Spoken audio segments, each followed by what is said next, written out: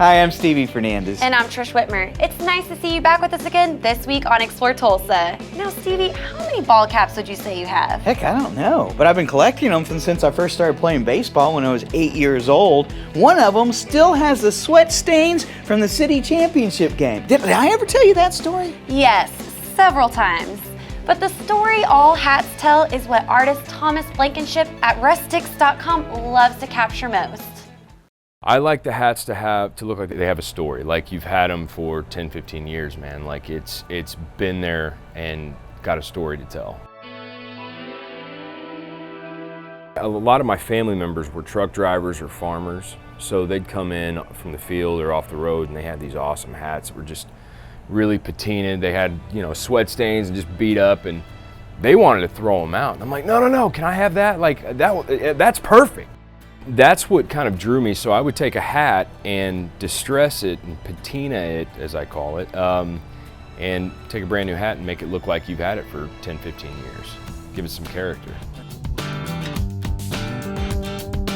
Back in 2006, I was living in Southern California and I had a lot of free time on my hands, and I used to make furniture, and I implemented a lot of the things making furniture into doing hats. I would use sanders and saws and all kinds of stuff, and so over ruining a lot of stuff over my experimental process, I came up with this whole hat line, and then when my wife was pregnant, I started working with leather because I knew I was gonna have to carry a diaper bag, and I didn't want to carry like a polka dotted butterfly.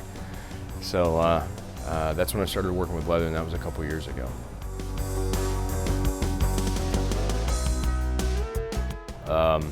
So you'll see there'll be a lot of fraying, I'll make it look like it's almost got, you know, grease stains or something like that, but it gives it a really cool, unique, and because I do each one by hand, each one is unique and different. So, and it allows me to tap into my creative side and actually make sure that your hat is a one of.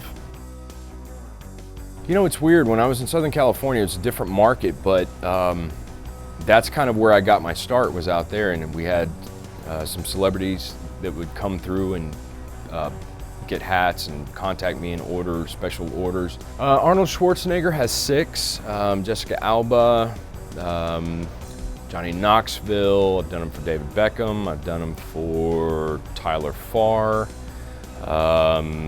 Jamie Alexander, Michelle Rodriguez, oh man, there's a lot. One of the coolest things is I actually got to do 40 hats for a film called The Last Stand. And that's when Arnold saw my hats. And Arnold actually contacted a buddy of mine who told me he was actually working on set, and he said, dude, Arnold would like to actually meet with you. And that was pretty surreal. You know, there's a video that he did where he's making a steak and egger sandwich on his tank, and it got 4 million views in 24 hours it was on the front page of Yahoo, and in that video he's wearing one of my hats, and that was a pretty surreal moment for me. Right, well, that was the thing, because I never planned on selling the hats. I just made them in my garage, and they were kind of just like a little hobby that I did, and I started selling them in a restaurant where I was working in Los Angeles. And then from there, they went to selling in the top men's store in Beverly Hills for a ridiculous amount of money.